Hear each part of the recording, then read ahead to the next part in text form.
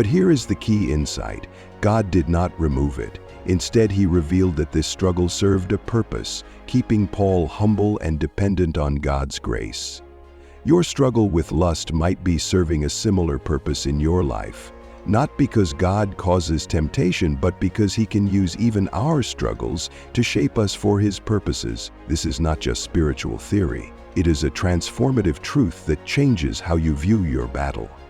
Throughout history, those who made the greatest spiritual impact often faced the fiercest internal battles. St. Augustine prayed, "Lord, make me pure, but not yet," as he struggled with sexual temptation in his youth. He later became one of Christianity's most influential theologians. C.S. Lewis battled what he called a zoo of lusts before becoming one of the most powerful Christian voices of the 20th century. Even Mother Teresa confessed to periods of intense spiritual darkness and doubt while ministering to the poorest of the poor. What distinguished these spiritual giants was not the absence of struggle, but how they responded to it. And here is where we get practical, because understanding you might be chosen is only the beginning. How you respond to that calling is what matters. If your struggle with lust is indeed connected to God's purpose for your life, here are 4 responses that separate the merely called from the genuinely chosen. Number 1, recognize the pattern of targeted attacks. When temptation intensifies, ask yourself, what godly purpose might be under attack right now?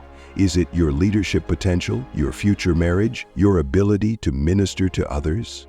James 1:2-4 tells us to consider it pure joy whenever you face trials of many kinds, not because the trials themselves are joyful, but because they are developing perseverance.